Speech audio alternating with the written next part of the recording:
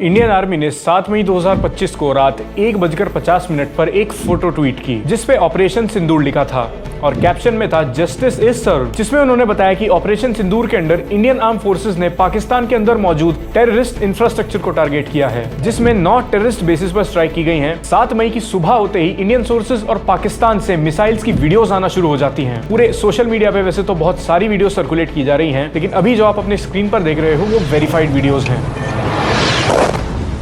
इसके बाद इंडिया ने सुबह के 10 बजे प्रेस कॉन्फ्रेंस का अनाउंसमेंट किया। प्रेस कॉन्फ्रेंस को फॉरेन सेक्रेटरी विक्रम मिस्री और इंडियन आर्मी से कर्नल सोफिया कुरैशी और एयरफोर्स से विंग कमांडर व्योमिका सिंह ने एड्रेस किया। यहाँ बताया गया कि इंडियन आर्म फोर्सेज ने पाकिस्तान के 9 टेररिस्ट बेसिस को डिस्ट्रॉय कर दिया है, जिनमें से 4 टेरर हब्स पाकिस्तान के अंदर थे और 5 पीओके के अंदर। सबसे पहले तो यहाँ पीओके की हिस्ट्री का एक क्विक रिकैप लेते हैं। पीओके ये हिस्सा भी एक समय इंडिया का पार्ट हुआ करता था, लेकिन 1947 में पार्टीशन के बाद ही princely state Jammu and Kashmir के महाराजा हरि सिंह ने ना तो पाकिस्तान के साथ जाना चूज किया और ना ही इंडिया के। लेकिन अक्टूबर 1947 में कुछ पाकिस्तानी बैक्ड मिलिटेंट्स ने कश्मीर पर अटैक कर दिया, जिसके बाद इंडिया से मिलिट्री असिस्टेंट लेने के लिए महाराजा हरि सिंह ने इंस्ट्रूमेंट ऑफ एक्सेशन साइन किया और इंडिया में मर्ज हो गए। इंडियन आर्मी को कश्मीर में डिप्लॉय किया गया, लेकिन 1949 में जब उस टाइम के प्राइम मिनिस्टर जवाहरलाल नेहरू इस इशू को यूएन में ले गए तो उन्होंने इसमें मीडिएट करके एक सीज फायर करवा दी और जहां ये सीज फायर हुई उसको लाइन ऑफ कंट्रोल कहा गया और कश्मीर का 1/3 एरिया पाकिस्तान के पास चला गया। 1963 में चाइना ने पाकिस्तान के साथ सिनो पाकिस्तान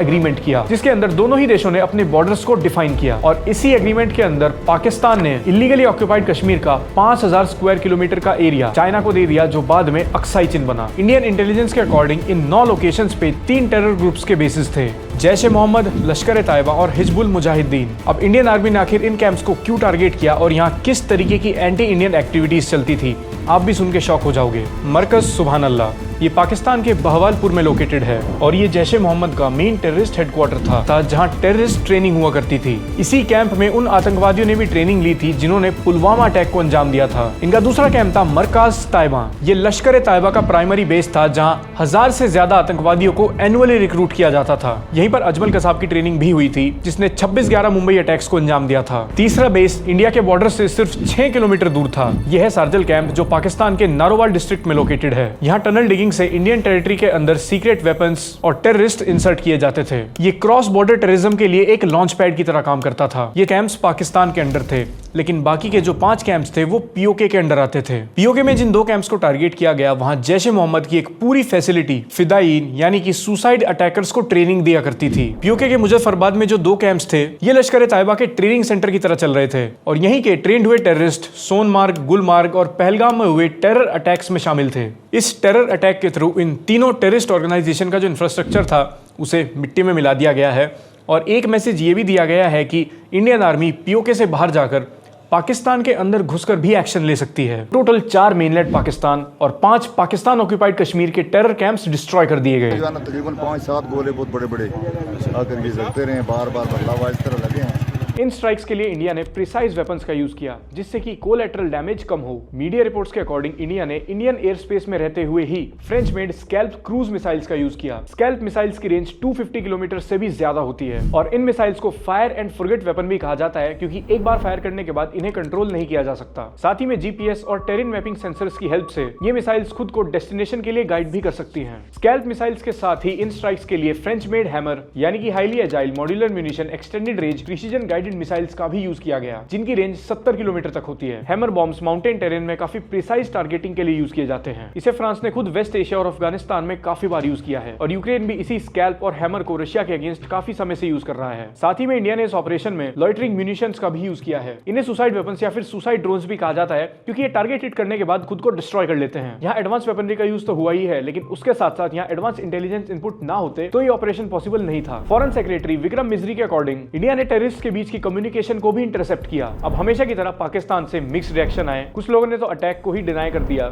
बाकी कुछ लोगों का कहना है कि उन्होंने इंडियन आर्मी के 5 प्लेन्स गिरा दिए। पाकिस्तान ये भी एडमिट करने के लिए तैयार नहीं है कि उनके देश में 9 टेरर कैंप्स चल रहे थे जिनको इंडिया ने डिस्ट्रॉय किया है। टेररिज्म की बात आते ही पाकिस्तान अक्सर अपना पल्ला झाड़ने की कोशिश करता है, लेकिन बवलपुर में जैश के HQ में इंजर्ड हुए टेररिस्ट से मिलने पाकिस्तान के टॉप ऑफिसर्स हॉस्पिटल में भी आए। हमेशा की तरह उन्होंने मीडिया और देश को कंफ्यूजन में रखा हुआ है। पहले उन्होंने कहा कि पाकिस्तान की डैम्स पर स्ट्राइक की गई और कहा कि इनिशियली 6 अलग अलग जगहों पर स्ट्राइक की गई है, जिसमें 8 लोग मारे गए और 35 से ज्यादा लोग इंजर्ड थे। लेकिन कुछ देर बाद ये स्टेटमेंट बदला और वो कहने लगे कि टोटल 26 लोग मारे गए हैं और 46 लोग इंजर्ड हैं। इसी के साथ साथ पाकिस्तान ने जम्मू कश्मीर के पौंछ और रजौरी एरियाज में आर्टिलरी फायरिंग शुरू कर दी है, जिसके रिस्पॉन्स में इंडियन आर्मी ने भी आर्टिलरी को फायर किया। लेकिन पाकिस्तान की फायरिंग में अब तक 9 इंडियन सिविलियंस मारे जा चुके हैं और 28 सिविलियंस घायल हैं और पाकिस्तान इस अटैक को एक्ट ऑफ वॉर का नाम दे रहा है, जबकि इंडियन गवर्नमेंट ने बहुत बार स्पेसिफाई कर दिया है कि ये अटैक पाकिस्तान के टेरर बेसिस के ऊपर था। ना तो इसमें पाकिस्तान के सिविलियंस को टारगेट किया गया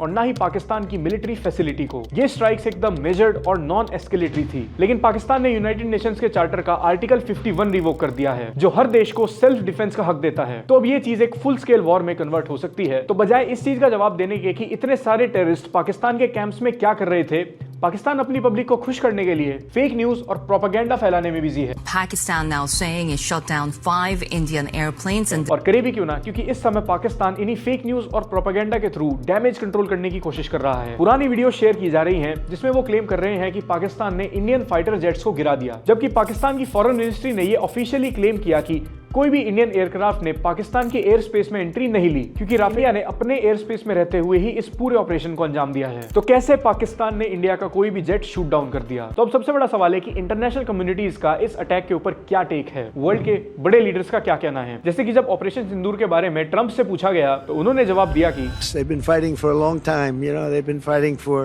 I guess people knew something was going to happen. Now it's a shame we just heard about it. और secretary of state Marco Rubio ने इंडिया और पाकिस्तान के नेशनल सिक्योरिटी एडवाइजर से बात की और एस्केलेशन को अवॉइड करने के लिए कहा। रशिया का भी कुछ ऐसा ही कहना है, लेकिन चाइना का स्टेटमेंट इन सभी देशों से थोड़ा अलग है। उन्होंने इंडियन स्ट्राइक्स को रिग्रेटेबल कहा और उन्होंने पीस को प्रायोरिटी देने की सलाह भी दी। अब इस पूरी पिक्चर में चाइना एक प्रोमिनेंट प्लेयर है, क्योंकि सब जानते हैं कि यहाँ पर चाइना पाकिस्तान को अपना सपोर्ट देगा। इस चीज के बारे में हमने अपने पिछले वीडियो में भी बात की थी, लेकिन अभी उन रीजंस के बारे में भी जानना जरूरी है जिनकी वजह से चाइना पाकिस्तान के सपोर्ट में आएगा। देखो, चाइना का थोड़ा सा पाकिस्तान को सपोर्ट करने वाला रिएक्शन बिल्कुल भी शॉकिंग नहीं है, क्योंकि इंडियन स्ट्राइक्स के कुछ घंटे बाद ही पाकिस्तान के फॉरेन मिनिस्टर इन्होंने चाइनीज एम्बेसडर से मिलकर बात की और इससे कुछ दिन पहले ही चाइना ने पाकिस्तान की सिक्योरिटी, इंटरेस्ट और सोवरेनिटी को प्रोटेक्ट करने की बात की थी। और इसका बड़ा रीजन है मेनलैंड पाकिस्तान में चाइनीज इन्वेस्टमेंट। पीओके में जो भी मिलिट्री कॉन्फ्लिक्ट होगा वो डायरेक्टली चाइनीज इंटरेस्ट को हर्ट करता है। जो चाइना पाकिस्तान इकोनॉमिक कॉरिडोर है वो भी पीओके से होकर गुजरता है और चाइना पीओके में ही एक रेलवे लाइन बनाने का भी प्लान कर रहा है, जो ग्वादर पोर्ट को चाइना शीजियांग से कनेक्ट करेगी। इसी के साथ चाइना के साथ पाकिस्तान को कनेक्ट करने वाला काराकोरम हाईवे भी